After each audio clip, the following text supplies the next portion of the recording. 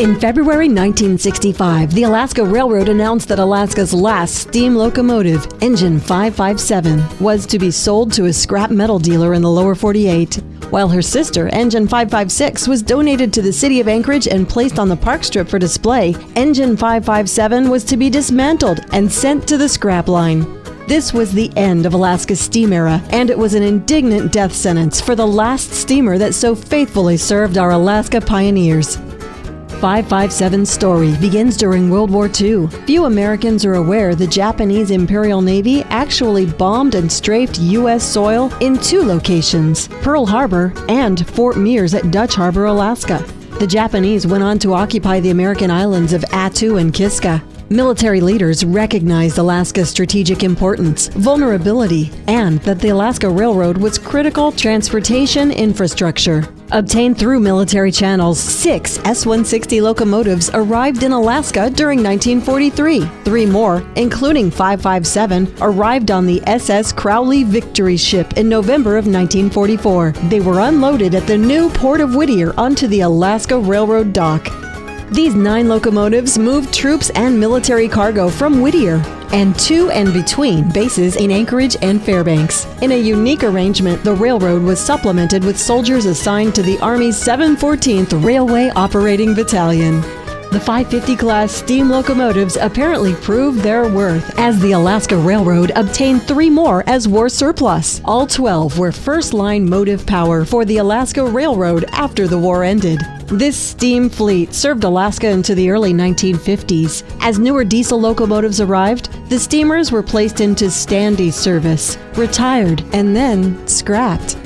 However, Engine 557 was retained for special passenger excursions and made her last revenue run September 5, 1959, to the first Alaska State Fair.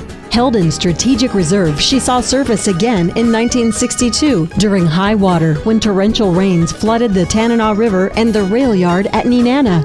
The diesel-electric locomotives of that day could not operate during flooding. 557 provided shuttle service through the high water, which at times reached her firebox. The diesel engines waited on high ground on both ends of the flooded area as Engine 557 chugged back and forth, moving passengers and cargo. Her end was inevitable when the Alco diesel engines had their electric traction motors waterproofed.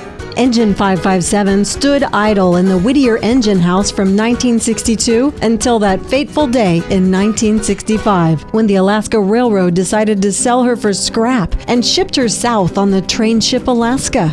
If this legend were to live, she herself would have to be rescued. Then the Engine 557 story came to the attention of Monte Holm, who at 13 years old had left home and become a hobo. During the Depression, he rode the rails from state to state looking for work. His affection for steam locomotives endured, and he vowed to own his own railroad someday. Monte rescued Engine 557 by purchasing her from the scrap line in Everett, Washington. He placed her in his House of Poverty Museum at Moses Lake, Washington, and for the next 45 years, 557 was showcased as a prized possession. Following Monte's death, family friends returned the locomotive to Alaska with the condition that she be restored and again do the job she was intended for, hauling passengers on the Alaska Railroad. In January 2012, Engine 557 returned to Whittier with much fanfare and was moved by a special train to a festive greeting at the historic Anchorage Depot. In a special movement by truck, the 168,000-pound locomotive was moved to the Wasilla engine house. At that time, the engine house was an empty warehouse. It has since been transformed into a facility well-equipped to perform the restoration and worthy of the name 557 Engine House. The volunteer mechanical crews started the overhaul immediately. As of July 2017, the crew had logged more than 50,000 hours. The locomotive was disassembled and a comprehensive assessment conducted.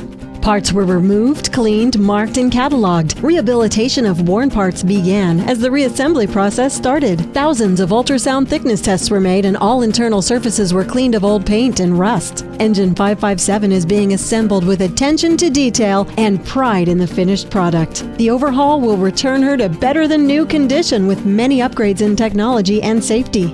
She will proudly represent the 2,120 S-160 locomotives built by Baldwin, Alco, and Lima for the U.S. Army Transportation Corps in support of Allied forces in World War II. When 557 returns to operation, she will give both riders and train chasers an unforgettable railroad experience. Alaskans, as well as national and international visitors, will be able to see, smell, hear, touch, and feel this living piece of Alaska history. As an historic treasure, Engine 557 is the real deal. Donations are a vital part of this project. While various grants support the restoration, individual donations are very important for matching grants and continuing this work. You have the opportunity to participate in this magnificent restoration. Like the wheels of the train rolling down the track, individual donations keep this project steaming along. Consider writing a generous check to the Engine 557 Restoration Company to help memorialize Engine 557 as a U.S. Army veteran and bring her back to service.